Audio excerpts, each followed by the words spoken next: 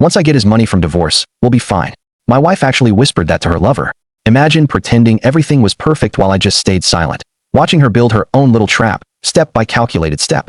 In any relationship, trust is everything. But then you start noticing those tiny details, the ones that just don't quite fit.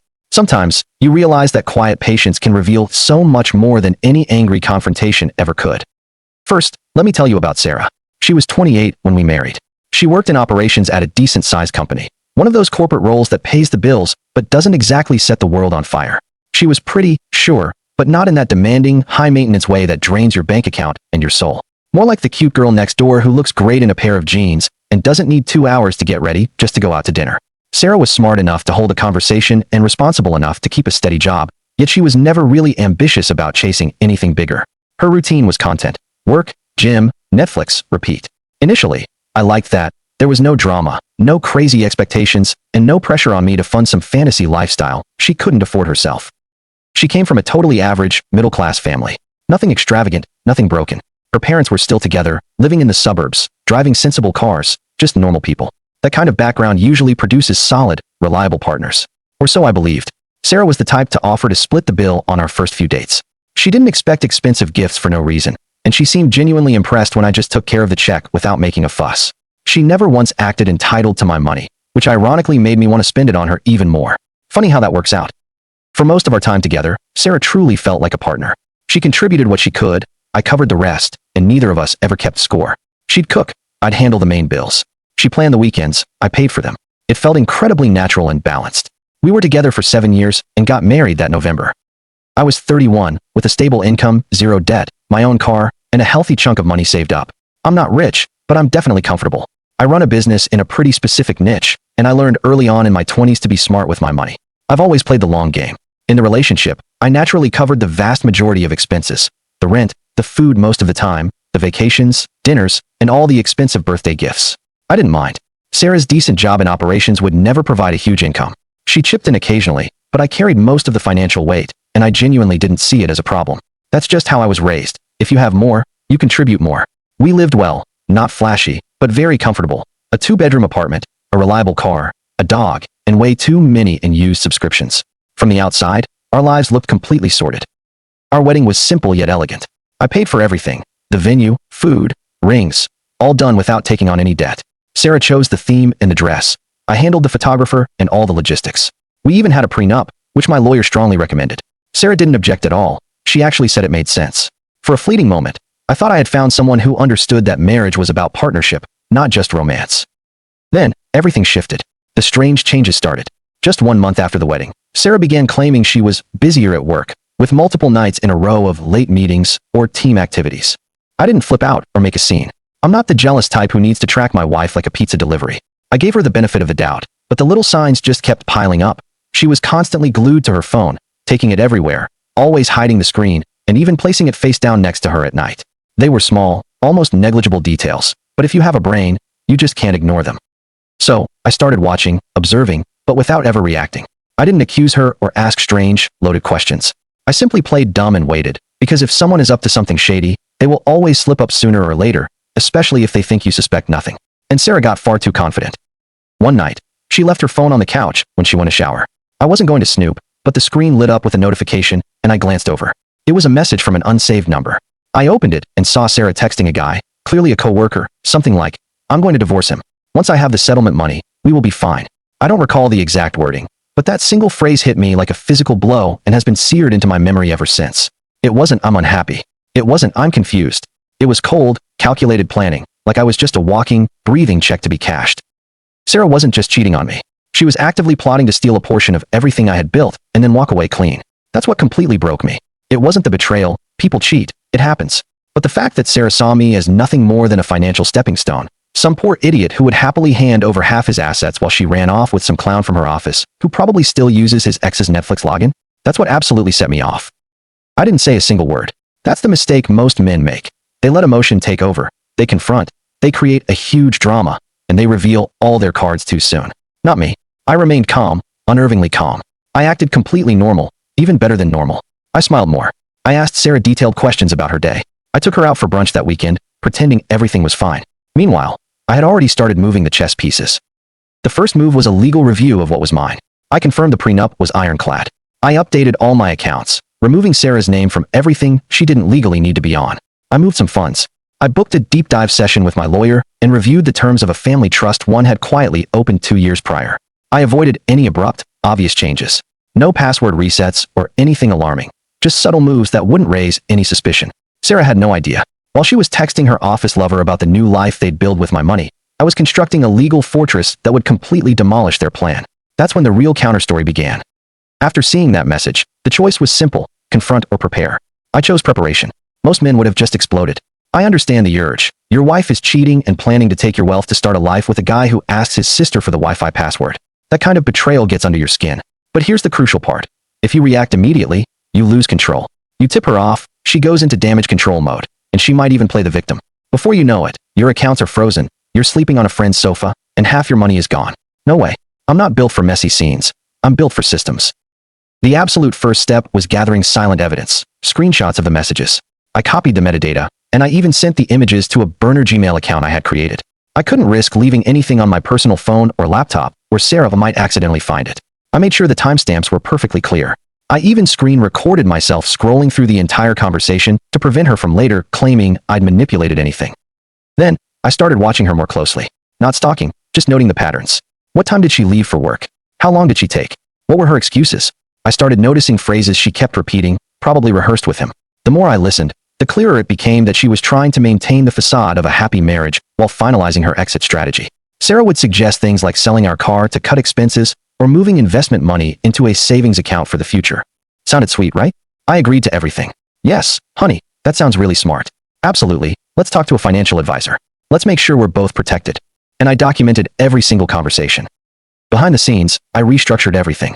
First, I cut off her access to anything that wasn't legally required. We had one joint checking account, but it only held a couple of $1,000s for routine expenses. I rerouted my entire paycheck to a private account Sarah didn't know about. She didn't notice the change because I always kept enough in the joint account to cover the usual bills. I had separate investment accounts, a retirement plan, and my business portfolio. My lawyer helped me swiftly transfer most of that into the family trust I created years ago, but never fully utilized.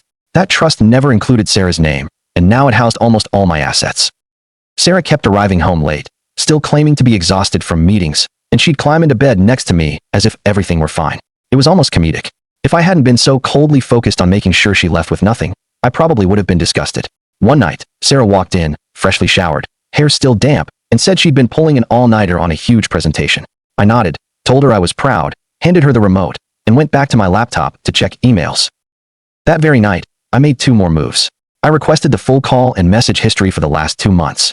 We were on the same phone plan, her massive oversight, and I installed a small security camera in the living room, not to catch her in the act, but to have a clear record of who came and went, just in case I ever needed to prove she had visitors while I was away.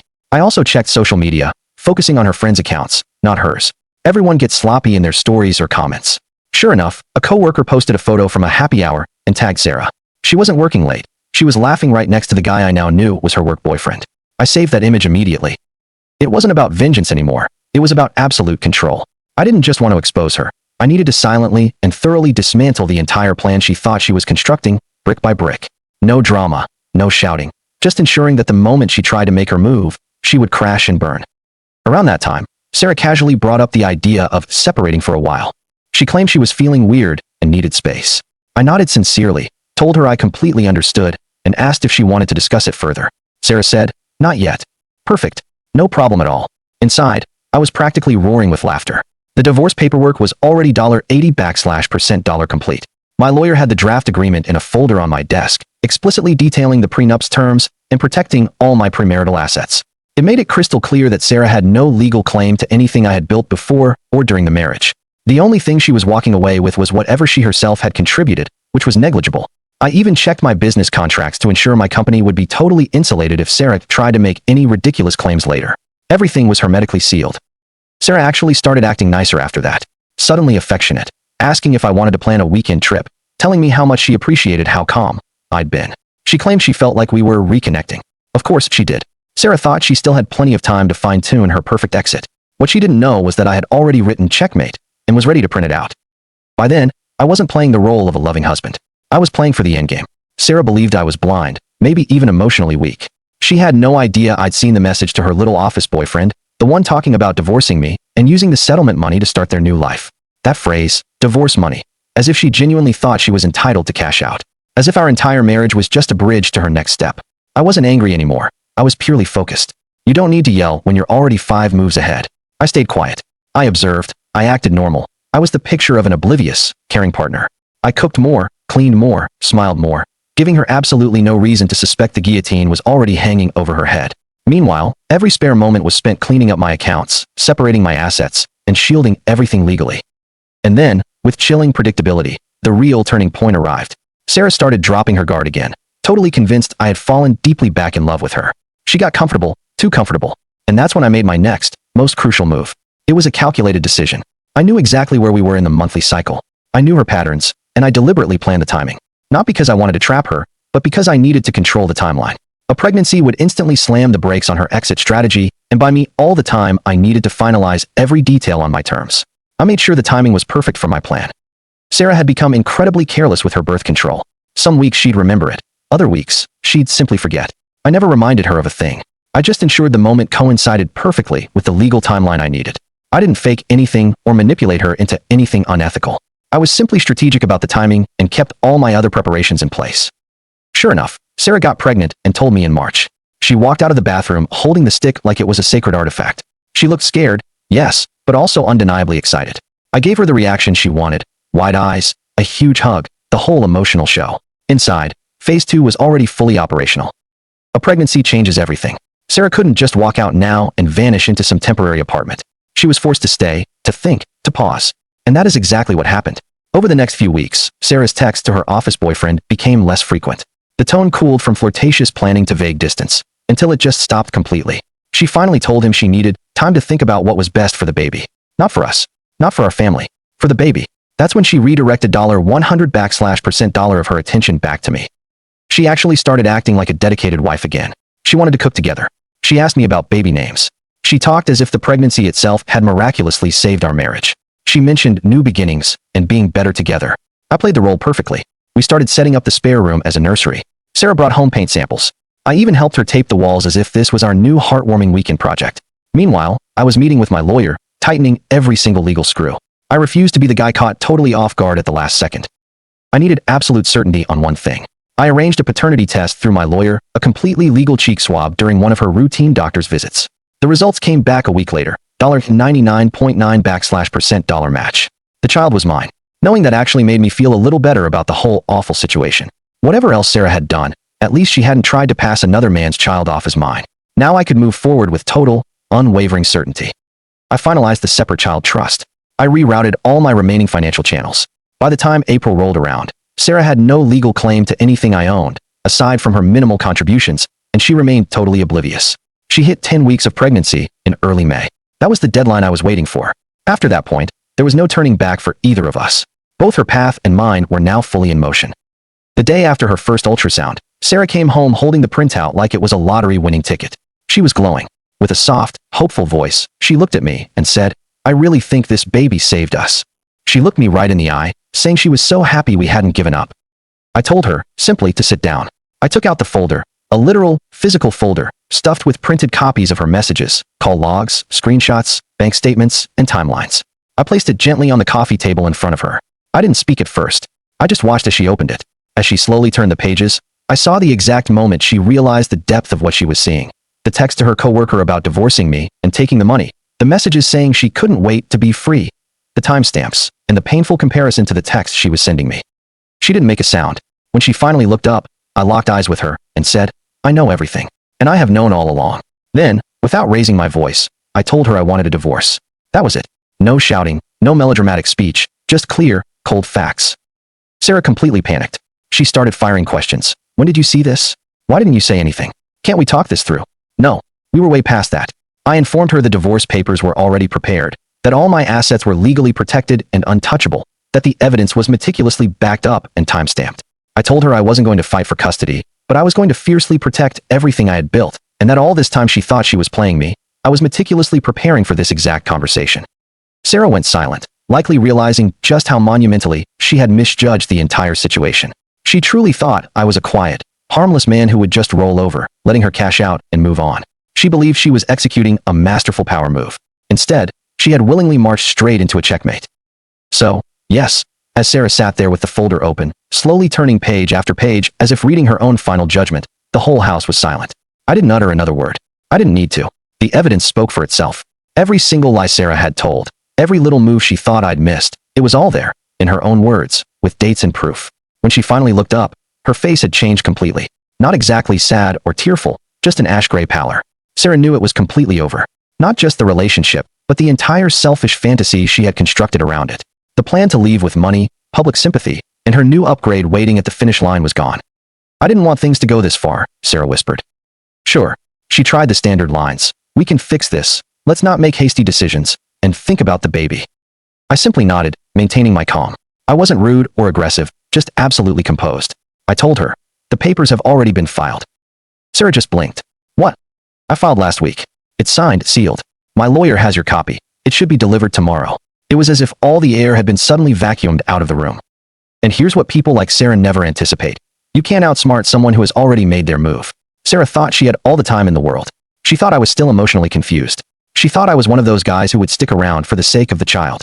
No, I had done the hardest part months ago, emotionally detaching myself. Once that was done, the rest was just pure paperwork. I outlined the final terms. The prenup was solid. Everything I owned before the marriage remained mine. Everything I built during the marriage was safely shielded in a trust, legally beyond her reach. Our joint assets were minimal, just a few thousand in the shared account, which I left untouched. The apartment lease was solely in my name. Sarah had to leave. I wasn't being cruel. I was simply being ruthlessly efficient. At that point, Sarah finally started to cry. Not a loud, angry outburst, but soft, desperate tears. The kind that comes when a person realizes the train they were on is heading nowhere near their intended destination. So that's really it? She managed to ask. Yes, I replied. That is really it. The rest of that night was agonizingly awkward. Sarah retreated to the guest room. She didn't eat dinner. I calmly watched a movie, finished an email to my lawyer, and went to bed early. I slept like a rock. The next day at noon, Sarah got the official divorce packet in her email. My lawyer works fast and leaves no stone unturned. Every form, every detail was already prepared. The custody terms were clear, the financial statements attached, no loopholes, just clean, cold execution. Sarah made a half-hearted attempt to fight it. She hired her own lawyer, who probably charged her a fortune just to deliver the news she didn't want to hear. There was nothing left to take. Everything was protected. There was no communal marital property to divide, and no basis for spousal support. She couldn't even claim need because she still had a job. The pregnancy changed nothing. I had already drafted a parenting agreement with reasonable shared custody terms. I wasn't running away. I'm not that kind of father. I will be there for my child, $100% financially and personally. But Sarah? She had sealed her own fate. After a few days of silence, she reached out, asking if we could pause the process to talk. I told her no, there is nothing to pause. You don't negotiate with a person who spent months plotting to rob you in your sleep. A week later, Sarah started packing. She never said where she was going. I never asked. It wasn't my business anymore. All I cared about was that she left cleanly, without causing any problems, damage, or theft, and with absolutely zero post-breakup drama. She packed her things into boxes, called a moving company, and was gone. The apartment was finally silent. No more fake smiles, no more late-night excuses, no more guessing games, just peace. I thoroughly cleaned the place, changed the locks, canceled the lease, and immediately found a new apartment across town. Nothing fancy, just a totally fresh start where I wouldn't have to think about Sarah every time I walked into the kitchen. But I continued documenting everything. I knew it wasn't completely finished. People like Sarah rarely accept what happened. They always think they can somehow come back, concoct a new story, or play the victim if necessary. So I saved every message, every call log, and every follow-up email from Sarah's lawyer trying to challenge certain clauses. Everything went into the file. The baby was still on the way, and I was diligently preparing. I had already met with a mediator and hired a co-parenting specialist. I'll be ready when the time comes. My child didn't ask for any of this. I won't let Sarah ruin his life just because she completely ruined her own.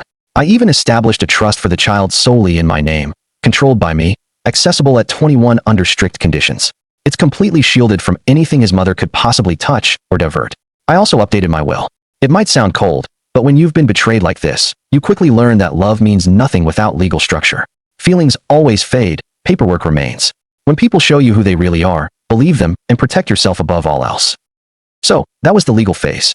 The next phase would be the moment Sarah realized her little office boyfriend wasn't waiting for her. Trust me, that man was not built for the consequences.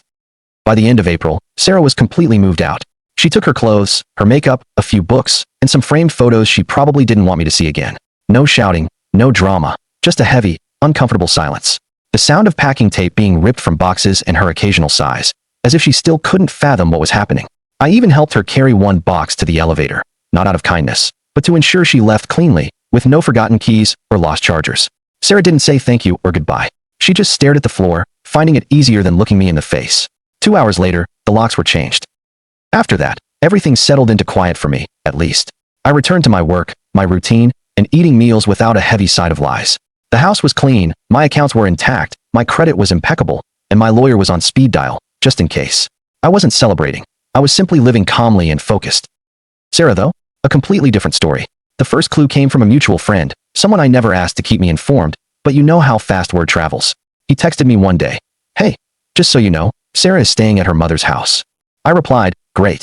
I didn't ask for more, but he kept talking. Apparently, Sarah's grand plan to move in with her work boyfriend instantly collapsed. From what I was told, the guy bolted. He left her completely on read. Basically, one week he was talking about their future, and the next, he was giving lines like, "I need time to think, and this is all moving too fast." No surprise there. Most men don't want to be the next chapter in someone's messy personal collapse, especially when a baby is on the way, a divorce is pending, and a guy like me is lurking in the background, clearly not going down without a fight. Turns out, the boyfriend wasn't ready to be the replacement of the year, particularly since the pregnancy wasn't his. Reality hit him like a train, and he was gone. Sarah tried texting him a couple of times. I know because she actually sent me an email asking if I had seen or heard anything from him. Yes, Sarah truly asked me that. I ignored her completely. That's when the real cracks started to show. Sarah began sending me more messages, barely concealing her distress under the thin guise of baby updates. But I knew exactly what she was after. Little phrases like, "I hope you are okay," or "Maybe we should talk in person soon." I kept my replies minimal and strictly functional, only addressing necessary medical appointments, dates, and basic health issues, nothing more. At one point, Sarah tried to ask if we could reconsider the terms of the parenting agreement. She claimed she was experiencing financial difficulties and wanted to know if I could support her a little more during this stage. I immediately sent her my lawyer's contact information. There was no further response. From what I could gather through sideways comments, Sarah tried staying with her mother for a while, but that didn't last. They never got along. There was always that passive-aggressive tension between mother and daughter. Plus, Sarah's mother is traditional and has little patience for people who self-sabotage their marriage and come crawling back home expecting sympathy. Afterwards, Sarah attempted to rent her own place, but ran into problems. Insufficient income, minimal savings. My guess is she was absolutely counting on the divorce money she'd mentioned to her Romeo. The cruel irony. I later found out she tried to move in with a coworker friend, one she used to gossip with, who probably didn't realize she was taking on a full-time existential crisis as a roommate. That didn't last either. Sarah was bouncing from place to place, desperately trying to find stability while the walls closed in on her. Meanwhile, I had calmly set up the baby's corner in the second bedroom. Neutral colors, totally functional, no fuss. I wasn't trying to impress anyone. I just wanted it to be practical and peaceful. People asked me if I was okay. I honestly said yes, because I was. I had already done all the difficult work, mentally, financially, and legally, long before the confrontation. This wasn't damage control. It was the plan unfolding perfectly. I didn't post anything on social media. I didn't even block Sarah. I just let everything stand, letting her look in and wonder why I wasn't bitter or falling apart. I know how people like Sarah think. She expected a hurricane. Instead, she got silence. And silence cuts deeper than any scream ever could. A few weeks later, Sarah wrote to me again, this time dropping the pretense of a baby update. It was a simple, stark message. "I have screwed up badly."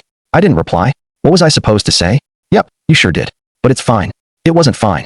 And I wasn't interested in listening to her try to rewrite history now that her plan B had abandoned her, and plan A was making her pay the consequences. Sarah had her chance. She chose her path. She thought she was upgrading her life, but all she did was trade 7 solid years for a guy who couldn't even stick around long enough to hear a heartbeat. I didn't need to rub anything in her face. The silence was doing all the work for me. And the best part? Every single desperate move she made now was just more undeniable proof that I had been right all along. The due date was rapidly approaching, and Sarah was growing more desperate to claw her way back into my world. A few weeks after she moved out and the divorce was officially underway, I had a final thought. It had been nagging at me for a while, though I wasn't sure if it was even necessary. I had already won. My money was safe, Sarah was gone, her fantasy was crushed, and her lover had dumped her the second things got serious. But something still didn't quite make sense about him. I kept questioning why a guy like that, mid-level, broke, and totally average, would go through such a massive effort to win over a married woman, knowing a baby was involved. The math was off. He wasn't some lovesick fool chasing romance. He didn't want Sarah. He wanted her situation. That's when the horrifying realization hit me. He was using Sarah, exactly the way she had tried to use me. So, I did a little more digging. It was shockingly easy. I already had his full name from the initial screenshots. I found him on LinkedIn, checked his work history, and from there, located his Facebook, which was linked to an old, but still active, email. His friends list was public, a true rookie mistake. It took me less than 5 minutes to find his wife. Yes, wife. They'd been married 4 years and had a child, a little boy, maybe 2 or 3 years old. Her profile was full of typical mom content. First steps, park visits, can't wait for summer posts. All while her husband was running around playing the passionate lover with someone else's wife, probably promising Sarah this perfect escape once he could ditch his current life. I continued my silent investigation.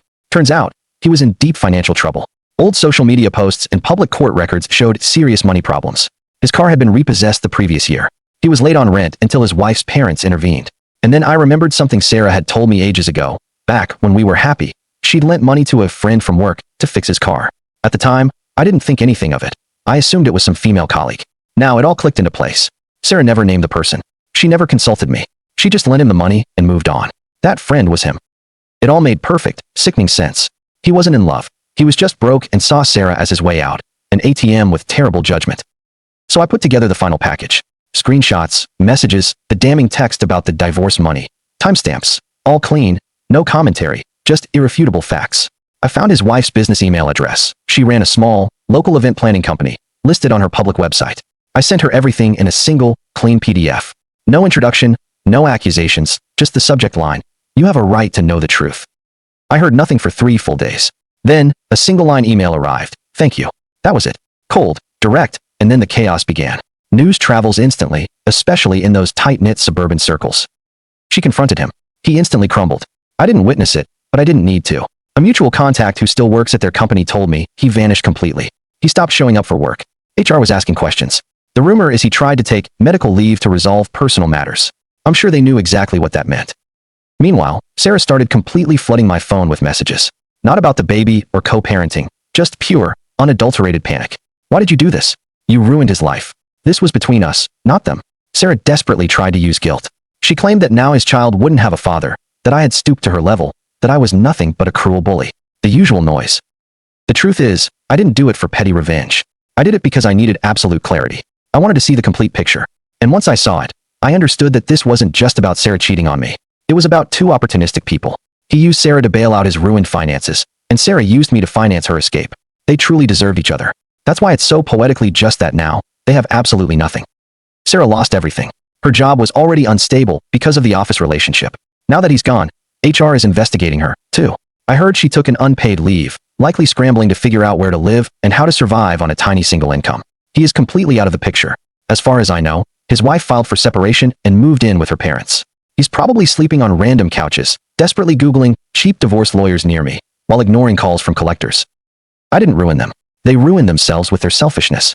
I simply took away their safety net and their ability to profit from their terrible decisions. And the best part of all, no one knows it was me. I didn't post anything. I didn't brag. I didn't even tell our closest friends.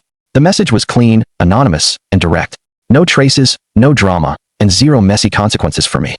Just 2 people who thought they were masterful players, only to discover they were nothing but pawns. And me? I'm still fine. Still working, still preparing for my baby. I'm ready. Everything is lined up, stable income, a new bank account specifically for baby expenses, so Sarah can never, ever claim I didn't do my part. Sarah wanted chaos. I gave her cold, hard structure. Sarah wanted freedom. I gave her consequences. And now, Sarah is stuck in the ruins of her self-made little dream, while I calmly watch her try to rebuild on broken ground. Anyway, that's the story. Sarah lost the house, the money, the lover, the job, and what little was left of her reputation. I lost 7 kilos, some furniture I honestly didn't like anyway, and a cheating wife I should have left much sooner. Not a bad trade at all. They say revenge is messy, but truly, if you stay completely calm, meticulously gather all the evidence, and know exactly when to shut your mouth and make your move, it cleans itself up perfectly. If you were the one betrayed, would you choose the path of immediate confrontation and messy chaos, or the slow, silent destruction of a perfect checkmate? Thanks for watching, and don't forget to subscribe to the channel and leave a like. Share your thoughts about this story in the comments.